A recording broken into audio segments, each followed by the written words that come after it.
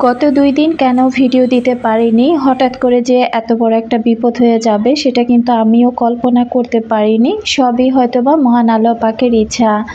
হঠাৎ করেই কিন্তু গত বুধবার জবার আব্বু এতটা অসুস্থ হয়ে পড়ে, তার অসুস্থতার জন্য কিন্তু একদিন হাসপাতালে ভর্তি থাকতে হয়। আর এ কারণে কিন্তু আমি ভিডিও আপলোড করতে পারিনি। তো যাই হোক, কী হয়েছিল বা কেনই বা একদিন হাসপাতালে ভর্তি থাকতে হলো সেটা অবশ্যই আপনাদের সাথে ভিডিওতে আমি শেয়ার করব। আসসালামু আলাইকুম, সবাইকে নতুন আরেকটি ব্লগ ভিডিও দেখার আমন্ত্রণ জানাচ্ছি। আশা রাখছি যে যেখান থেকে নতুন আরেকটি লাইফস্টাইল ব্লগ ভিডিও দেখছেন, আল্লাহর অশেষ রহমতে সবাই বেশ ভালো আছেন। আমি বিথি, আলহামদুলিল্লাহ আমিও খুব ভালো আছি পরিবার পরিজন নিয়ে। গত ২ দিন কিন্তু আমি কোনো ভিডিও আপলোড করতে পারিনি। আর ২ দিন আগে আর কি ৩ দিনের দিন যে ভিডিওটা আমি আপলোড করেছিলাম, তো তারপরে কিন্তু এই ভিডিওটা আমার আপলোড করার কথা ছিল। তো হঠাৎ করেই জবার আব্বু এতটা অসুস্থ হয়ে পড়ে, এরপর কিন্তু আমি কোনো ভিডিও আর দিতে পারি নাই। তো এই ভিডিওর ফুটেজটুকু ছিল যে ২ দিন আগে যে ভিডিওটা শেয়ার করেছিলাম সেই পরবর্তী ভিডিওর ফুটেজে। তো যাই হোক, কী হয়েছিল, কেনই বা হাসপাতালে ভর্তি থাকলাম সবটাই কাজ করতে করতে আপনাদের সাথে শেয়ার করব। তো তারপরের দিন সকালবেলা আমি ঘুম থেকে উঠে আমি অফ ক্যামেরাতে নাস্তা করে নিয়েছিলাম। আর সেদিন আমি ভেবেছিলাম যে আজকে আমি টেবিল রান্না, টেবিল ম্যাট এগুলো সব কিছু পরিষ্কার করে ফেলবো। তো আমার বাসায় যেহেতু বরাবরই আমি বলে থাকি আমার বাসায় কোনো হেল্পিং হ্যান্ড নাই, আর আমার কাজে সাহায্য করে থাকে আমার বেশিরভাগ আমার ছোট মেয়েটা। জবাও করে কিন্তু খুব কমই করে, জুই বেশিরভাগ আমাকে হেল্প করে থাকে। তবে আজকে যে কাজকর্মগুলো করেছি সেখানে আমি জুইকে বলেছিলাম যে আজকে যা যা কাজ করব তোমাকে কোনো কিছুতে হাত দিতে হবে না, কারণ আজকের কাজগুলো আমি আমার মতো করে করব। তো এদিক থেকে আমি টেবিল ম্যাট, রান্নার সব কিছু তুলে নিয়েছি। আর টেবিলের উপরে এই যে গ্লাসদানিটা বা ট্রেটা এগুলো আমি পরিষ্কার করে নিলাম। ক্লিনজার দিয়ে কিন্তু গ্লাসটা খুব ভালো করে পরিষ্কার করে নিয়েছি। আর এখন পুরাতন একটি রান্নার আবার টেবিলে বিছিয়ে দিলাম। আমার সকল প্রিয় আপু ভাইয়া, আঙ্কেল আন্টিদেরকে রিকোয়েস্ট করব যারা ভিডিওটি ক্লিক করেছেন অবশ্যই একটি লাইক দিয়ে ভিডিওটি দেখা শুরু করবেন, কারণ আপনার একটি লাইক কিন্তু আমার এই ভিডিওটি আরও অনেকের কাছে পৌঁছে দিতে সাহায্য করবে। তো যাই হোক, গত সন্ধ্যাবেলায় আর কি এই যে ভিডিওর ফুটেজটুকু দেখতে পেরেছেন তার আগে আর কি যখন ভিডিওটা করেছিলাম তার আগের দিন সন্ধ্যাবেলা নাস্তা করেছিলাম। তো সেই প্লেট বাটিগুলো ধুয়ে রেখেছিলাম, এগুলো যেহেতু শুকিয়ে গিয়েছে এখন এক এক করে গুছিয়ে রাখবো। ২ দিন আগে যে ভিডিওটা শেয়ার করেছিলাম ঠিক যেখান থেকে আমি ভিডিওটা শেষ করেছিলাম তার পরবর্তী থেকেই কিন্তু আমি ভিডিওটা আবার শুরু করেছি। তো একটা ভিডিওতে তো আর সব কাজ দেখানো যায় না। আমাদের নারীদের একটা সংসারে কিন্তু সারাদিনে হাজার রকমের কাজ থাকে, আর এই হাজার রকমের কাজগুলো আমরা দেখা যায় 10 মিনিট, 14 মিনিট, কেউ 15, কেউ 17, কেউ 20 মিনিটে শেষ করে ভিডিওতে আপনাদের সাথে আর কি শেয়ার করি। তো তারপরেও যত চেষ্টা করি যে আমি আমার ভিডিওগুলো সবসময় ছোট রাখবো, আমি কিন্তু পারি না। এই কাজ করতে করতে ভিডিওগুলো যে এত বড় হয়ে যায়, সেখান থেকে ভিডিওগুলোকে কেটে ছেটে তারপরেও কিন্তু আমি 15 থেকে 16 মিনিট বা 18 মিনিটের একটা ভিডিও আপনাদের সাথে আমি শেয়ার করি। তো যাই হোক, আমি জানি অনেকেই ভিডিওগুলো দেখতে একদম বোরিং ফিল করেন, আবার অনেকে খুব ভালোবাসা নিয়ে ভিডিওগুলো দেখে থাকেন। যারা কাজকর্ম ভালোবাসেন আমি জানি যে সে সকল আপুরা বা আন্টিরা বিরক্ত হবেন না, তারা খুব ভালোবাসা নিয়ে কিন্তু আমার ভিডিওগুলো দেখে থাকেন। তো সকালবেলা থাল বাসন ধোয়ার পর না এগুলো গুছাতে প্রায় এগুলোর পিছনে আমার 10 মিনিট টাইম দেওয়া লাগে। তো দেখতেই পেলেন যে লাল ছুরিটা থেকে কতগুলো থালা বাসন আবার আমি গুছিয়ে নিলাম। আর যে কোনো জিনিস গুছিয়ে নেবার পর সেটা যদি ঠিকঠাক মতো তখন কিন্তু আমার কাছে আর ভালো লাগে না। তো সব কিছু গুছিয়ে রাখার পর এখন আমি এই যে কাউন্টার টপের চারপাশটা এখন আবার আমি পরিষ্কার করে নিচ্ছি। তো আজকে দুপুরে কি রান্না বান্না করব সেটাও কিন্তু আপনাদের সাথে শেয়ার করব। ওই যে গত ভিডিওতে দেখিয়েছিলাম যে ডাল ধুয়েছি, দুধ ভিজিয়েছি, ওই যে বললাম না যে তারপর থেকে ভিডিওটা শুরু করেছিলাম। আর এদিক থেকে আমি এখন টেবিল ম্যাটগুলো এখানে দাঁড়িয়ে ধুয়ে ফেলব। ফেলবো, আর রান্নাটাও আমি গোসলের সময় আর কি ধুয়ে দিব। তো আমি আজকে ভর্তার আয়োজন করব, এই কারণে ডালটা ভিজিয়ে রেখেছি, খেসারি ডাল আর কি। তো প্রেশার কুকারে সব কিছু সিদ্ধ করে নেব। আর এদিক থেকে আমি এখন ম্যাটগুলো ধুয়ে দিচ্ছি। অনেক দিন আগে আমার একজন আপু আর কি জিজ্ঞাসা করেছিল আমি এই যে ভিম লিকুইডটা রেখেছি, এই জারটা আমি কোথা থেকে নিয়েছি। তো ওটা আমি আরএফএল বেস্ট বাই থেকে আপু নিয়েছিলাম, সেটাও অনেক বছর আগে। সবসময় দেখা যায় কি সব কমেন্টে রিপ্লাই দেওয়ার কথা মনে থাকে না, কাজ করতে করতে অনেক কথা বলে ফেলি। তো কিছু কিছু কমেন্ট আর কি ভুলে যাই, হুটহাট করে কমেন্টের কথা যখন মনে পড়ে যায়, ভিডিও রিলেটেড কথা দেখা যায় বলতে গেলে তখন কমেন্টের কথা মনে থাকে না, আবার কমেন্ট পড়তে গেলে আবার দেখা যায় ভিডিও রিলেটেড কথা বলা যায় না। তো হঠাৎ করে আজকে ক্লিনজারটা দেখে ওই আপুটার কথা মনে পড়ে গেল, তাই আর কি উত্তরটা দিয়ে দিলাম। জানি না আজকের ভিডিওটা আপুটা দেখবে কি না। তো যাই হোক, ঝুড়িটাও ময়লা হয়েছিল, সেটাও আমি ধুয়ে পরিষ্কার করে নিলাম। তো কাজকর্ম ঠিকই মনের মতো করে থাকি, আসলে বিপদ আপদ সবই তো আল্লাহর তরফ থেকে আসে। আর বিপদ বলেন আর ভালো জিনিস বলেন, তো বিপদ আসলেও আসলে আমি কিন্তু সবসময় অতটা ভেঙে পড়তে পারি না। তো এদিকে কিন্তু আমি মানি প্লান্ট গাছগুলো বাইরে দিয়েছিলাম, একটু যেহেতু বৃষ্টি পড়তে দেখেছিলাম এই কারণে আর কি। তো আমি বেশিরভাগ কী করি, বৃষ্টি দেখলে এই গ্রিলের মধ্যে গাছগুলো আর কি ঝুলিয়ে দিয়ে রাখি, এতে করে বৃষ্টির পানি পেলে গাছগুলো কিন্তু অনেক সতেজ হয়। আর আজকের ওয়েদারটা আবার খুবই ভালো ছিল, এই কারণে কিন্তু আমি খুব সুন্দর করে টেবিল ম্যাটগুলো এখন বাইরে দিয়ে দেব, কিছু শুকনো মরিচও রোদ দিয়ে দিয়েছি।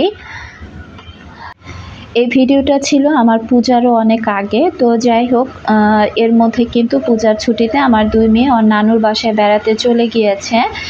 আর হুট করেই আমি বাসার কাজকর্ম নিজের মনের মতোই করতেছিলাম। তো এর মধ্যে কিন্তু জবার আব্বু গত বুধবার দিন হঠাৎ করে খুব অসুস্থ হয়ে পড়ে। আচ্ছা, তার আগে আরেকজন আপুর কমেন্টের রিপ্লাই দেই। আফিয়া ব্লগ থেকে আপু কমেন্ট করেছিল যে মানি প্লান্টের গাছগুলো সতেজ আমি কিভাবে রাখি। তো আমার মানি প্লান্টের গাছে আমি সাধারণত এমনিতেই পানি দিয়ে থাকি, আর মাঝে মাঝে দেখা যায় কি আমি একটু গোবর সার আর কি ব্যবহার করি। তো আমি কিন্তু বেশিরভাগ যে কোনো গাছের মধ্যে একটু গোবর সার ব্যবহার করি, আর তার পাশাপাশি আমি একটু চাল ধোয়া ডাল ধোয়া পানি আর কি এগুলো ব্যবহার করে থাকি। তো এর বাইরে কিন্তু মানি প্লান্টের গাছের আমার তেমন কোনো যত্ন নিতে হয় না। তো এদিক থেকে আমি গাছগুলোতে পানি একটু স্প্রে করে দিয়ে এদিকে পুডিং বানাবো, দুধটা ভালো করে জাল করে নিলাম। তবে আজকে ডিটেলসে পুডিং বানানোটা আপনাদের সাথে শেয়ার করব না। আর এখন আলু সিদ্ধ দিয়ে দিলাম, মোটামুটি অফ ক্যামেরাতে সব কিছু আর কি সিদ্ধ করে নেব।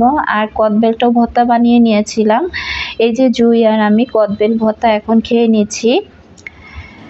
তো যাই হোক, যে মুহূর্তে কাজগুলো করতেছিলাম তখন তো মেয়েরা বাসায় ছিল। তবে এই যে গত বুধবার দিন আমি যে গত 2 দিন ভিডিও দিলাম না, হঠাৎ করে জবার আব্বু অফিস থেকে বাসায় চলে আসে। আর বাসায় চলে আসার পর বুধবার সারা রাত সে ভালোই থাকে, একদম বৃহস্পতিবার ফজরের ওয়াক্তে সে হঠাৎ করে ঘুম থেকে উঠে ওয়াশরুমে যায়। আর ওয়াশরুম থেকে আসার পর থেকে সে তার প্রচণ্ড পেট ব্যথা হয়, এ কথা আর কি বলতেছিল। তো দেখা যায় আমি সে যখন বিছানা ছেড়ে উঠে যায় তখন আমি সজাগ হয়ে গিয়েছি। আর আমি বলতেছিলাম যে তোমার কি হয়েছে, তো সে আর কি বলতেছিল আমার প্রচণ্ড পেট ব্যথা হচ্ছে। তো আমি অনেকটা টাইম চুপ করে বসেছিলাম, এরপর আমি তাকে গ্যাস্ট্রিকের ওষুধও খাইয়ে দিয়েছি, ভাবলাম যে গ্যাস্ট্রিকের ব্যথাই হবে হয়তো। গ্যাস্ট্রিকের ব্যথার ওষুধ খাওয়ার পরও দেখলাম কোনোভাবেই ব্যথা কমতেছে না। আর এত ভোরবেলা কোনো ফার্মেসির দোকানও কিন্তু খোলা ছিল না। আর ওই গত বুধবার আর কি বৃহস্পতিবার ভোরে কিন্তু প্রচণ্ড বৃষ্টি ছিল। তো ওই পরিস্থিতিতে আমি আর কি কোনো কুল কিনার পাচ্ছিলাম না। আর সে দেখা যায় কি একটু পরপর খুব চিৎকার চেঁচামেচি করতেছিল ব্যথায় আর কি। তো তার মধ্যে বারবার বলতেছিল তুমি অজু করে এসে সূরা পড়ে তারপর আমার পেটে ফু দাও। আমি সেটাও করেছি, ওষুধও খাইয়েছি, কোনোভাবেই তার পেট ব্যথা আর কি কমতেছিল না। আর আমি মনে মনে ভাবতেছিলাম যে কোন হসপিটালে তাকে নিয়ে নেওয়া যায়, তার কারণ তার ব্যথায় সে একেবারে উন্মাদ হয়ে গিয়েছিল। আর এদিক থেকে আমি যে ভর্তাগুলো বানিয়ে নিচ্ছি আসলে এগুলো ডিটেলস আর কোনো কিছু আপনাদের সাথে শেয়ার করছি না। যেভাবে বানাচ্ছি আপনারা ভিডিও দেখে একটু বুঝে নেবেন। আর এই ভর্তার পাগল কিন্তু জবার আব্বুই হয়েছিল। প্রচণ্ড পরিমাণে সে মাঝখানে কয়েকদিন ভর্তা খাওয়ার জন্য পাগল হয়ে গিয়েছিল। প্রতি ওয়াক্তে সে বারবার বলতো যে আমাকে ভর্তা বানিয়ে দিবা। তো তার জন্য কিন্তু আজকে এই ভর্তার আয়োজনগুলো আমি সেদিন করেছিলাম। তো যাই হোক, এই ভিডিওটা কিন্তু তারও পেট ব্যথার অনেক আগের ভিডিও। আর অসুস্থ হবার আগের দিন আমরা কিন্তু খিচুড়ি আর মাছ ভুনা দিয়ে সেই রাতে খাবারটা খেয়েছিলাম। তো ও যেহেতু বাইরে অফিস করে, তো দেখা যায় আমার বিয়ের পর থেকে না ও কখনো বাসায় এসে কোনো লাঞ্চ করে না। হয়তো সকালের খাবারটা বাসায় খায় আর বাইরের দুপুরের খাবারটা বাইরে খায়। তো দেখা যায় এটা সে দীর্ঘদিন যাবতীয় এই কাজটা করে আসছে। বাসা থেকে যতই রান্নাবান্না করে দিই সে কিন্তু কখনো বাসা থেকে খাবারটা নিয়ে যায় না। তো যাই হোক, অফিস যখন কাছে ছিল তখন ওর সেম কাজটাই করেছে, আর এখন তো দূরে। তো এদিক থেকে কিন্তু আমি কালো জিরা ভর্তাটা বানিয়ে নিচ্ছি। এরপর আমি পুডিংটাও বসিয়ে দিব। তো ওই দিন রাতের বেলা এসে তারপরে ফজরে উঠতে যখন তার এই প্রচুর পরিমাণে ব্যথা শুরু হয়, তো বৃষ্টিও ছিল। তো আমি না দিশা পিশা না পেয়ে খুব দ্রুত তাকে হাসপাতালে নিয়ে যাই। তো ও তো অনেক কান্নাকাটি শুরু করে দিচ্ছিল। তো এর মধ্যে আমি চুপচাপ বসেছিলাম আর মনে মনে ভাবতেছিলাম যে আসলে আমি কি করব। আর পরিচিত একটা আত্মীয় স্বজন আমার আশেপাশে ছিল, আমার মামাতো বোন ছিল, কিন্তু ওই মুহূর্তে ওদের কথাও আমার মাথায় ছিল না। আর পাশে যা ফ্ল্যাটের কাউকে যে ডাক দিব সেটাও মাথায় ছিল না। এত ভোরবেলা কে ঘুম নষ্ট করে এসে কার বিপদে দাঁড়ায়। তো সব কিছু মিলিয়ে দেখলাম যে ও যেহেতু একটু হাঁটাহাঁটি করতে পারছে, তো দৌড়ে নিচে চলে যায়। আর আমি ওই অবস্থায় কোনো রকম ঘরটা তালা মেরে তারপরে আমি তাড়াতাড়ি করে ওকে নিয়ে হসপিটালে যাই। তো আমাদের এখানে ফজিলাতুন্নেসা যে হাসপাতালটা আছে এখানে কিন্তু খুব ভালো ভালো ডক্টর আছে আর চিকিৎসাও খুব ভালো। অথচ ওইখানে যাওয়ার পর শুনি যে পুজোর ছুটিতে তারা 2 দিনের আসবে না, হাসপাতালে কোনো ডক্টরই আসবে না। ইমার্জেন্সিতে যারা আছে তারা চিকিৎসা দিতে পারবে না, শুধু অবজারভেশনে রেখে হালকা পাতলা ট্রিটমেন্টগুলো যেটা দেবার দরকার সেটাই তারা দেয়। তো যেহেতু অনেক ভোরবেলা গিয়ে দেখি একজন লোক আছে, সেও আবার ঘুমে ঝিমাচ্ছিল। আর ওর যে পরিস্থিতি ছিল ওইখানে আসলে আমাদের অপেক্ষা করার মতো কোনো সুযোগ ছিল না। এরপরও সে হাসপাতাল থেকে বের হয়ে আরেকটা হাসপাতালে চলে আসি ল্যাব 1, এটাও আমার বাসার কাছে। তো এই হাসপাতালে আসার পর প্রাথমিক চিকিৎসা যে দেয় এরকম 2-4 জন লোক ছিল। তো এখানে সব ঘটনা খুলে বলার পর তারা তাড়াতাড়ি করে ইঞ্জেকশন পুশ করে। ইঞ্জেকশন দেওয়ার পরও সে সহ্যই করতে পারতেছিল না, এত প্রচুর পরিমাণে ব্যথা। তো সে খুব চিৎকার চেঁচামেচি করতেছিল। এরপর আল্লাহকে ডাকতে ডাকতে কিছু টাইম পর, প্রায় 15-20 মিনিট পর ব্যথাটা একটু কমে। তো এরপর তারা এক্সরে দেয়, রক্ত পরীক্ষা দেয়, আল্ট্রাসোনোগ্রাম দেয়। তার মধ্যে এগুলো করতে করতে দেখি হঠাৎ করে ওর ব্যথাটা আবারও বেড়ে যায়। তো এই তো আমি পুডিং বসিয়ে দিয়ে এখন দুপুরের জন্য ভর্তাগুলো রেডি করে নিয়েছি, আর বিকালের জন্য কিছু ফ্রুটসও এখন আমি কেটে রাখবো। তো ওই মুহূর্তে না আসলে আমি যখন যে কথাগুলোই ওই ডক্টর যারা ছিলেন হালকা পাতলা তাদের সাথে কথা বলতেছিলাম, ওই হাসপাতালে ডক্টর ছিল না, তবে যারা চিকিৎসা দিচ্ছিল তারা রোগীর সিরিয়াস অবস্থা হলে তখন ডক্টরের সাথে তারা যোগাযোগ করে। আর ডক্টর যখন যেটা সাজেস্ট করে ওই অনুযায়ী রোগীকে চিকিৎসা দেওয়া হয়। তবে এই জিনিসটা আমার খারাপ লেগেছে, আসলে অসুখ বিসুখ এগুলো তো আর বলে কয়ে আসে না, আর এটার কোনো রাত দিনও নাই। বাংলাদেশ এমন একটা দেশ যেখানে কিনা ডক্টরদেরকেও ছুটি কাটাতে হয়। আর দেখা যায় এই অবস্থায় আসলে কে মরলো কে বাঁচলো এটা তো তাদের দেখার বিষয় না, তারা সব রকমের ছুটি কিন্তু কাটিয়ে থাকে। এই যে এমন একটা পরিস্থিতি, তো এই সময়তে কিন্তু আমাদের ডাক্তারটা আমাদের জন্য খুবই দরকার ছিল। তবে আমরা কোনো হসপিটালে গিয়ে কিন্তু কোনো ডাক্তার পাই নাই। তো তারপর তারা ডক্টরের কাছ থেকে শুনে প্রাথমিক চিকিৎসা যখন দেয়, তো ব্যথা না কমার পর তখন তারা সাজেস্ট করে আমরা যেন তাড়াতাড়ি হসপিটালে ভর্তি হয়ে যাই, কারণ রোগী যদি বাসায় থাকে কখন কোন সমস্যা হবে সেটা তো আমি আর ধরতেও পারবো না বা চিকিৎসাও দিতে পারবো না। তো ওই কথা শোনার পর জবার আব্বু বলে যে আমাকে ভর্তি করে রাখেন। তো এরপর আমরা ভর্তি হই। ভর্তি হওয়ার পর সারাদিন তাকে স্যালাইন দেয়, আর স্যালাইনের সাথে অনেকগুলো ইঞ্জেকশন আর কি পুশ করা হয়, আর সাবোসিটারও দেওয়া হয়। সব কিছু দেওয়ার পর ও একদম টানা 5-6 ঘন্টা ঘুমায়। আর ওই ওষুধগুলো দেবার প্রায় 1-1.5 ঘন্টা পর আস্তে আস্তে ব্যথাটা একদম আর কি কমে যায়। তারপর আমরা সারাদিনই ছিলাম, আমাদের বলেছিল আমরা যেন 2-1টা দিন থাকি। তবে ওখানকার হাসপাতালের ডক্টরদের যারা আর কি ছিল, মাঝে মাঝে যারা আসছিল, তো তারা যখন যে কথাগুলো বলতেছিল না, আসলে কথাগুলো শুনে আমার ভালো লাগে নাই।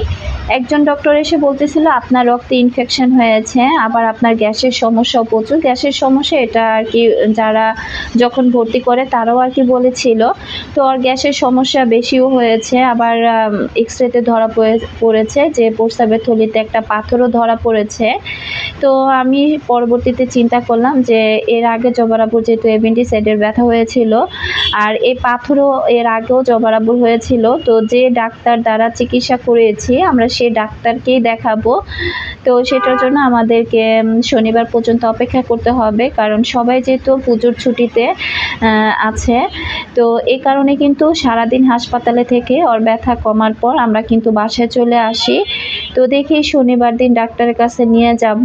তো ওইখানে নিয়ে যাওয়ার পর দেখি যে ওই ডক্টর কি বলে। আর আমার বিশ্বাস যে ওইখানে গেলে আল্লাহর রহমতে জবরাব্বু খুব দ্রুতই সুস্থ হয়ে যাবে। তবে একটা সমস্যা কি, ওর কোনো কিছু হলে না আমি খুব চিৎকার চেঁচামেচি করে কান্নাকাটি করতে পারি না।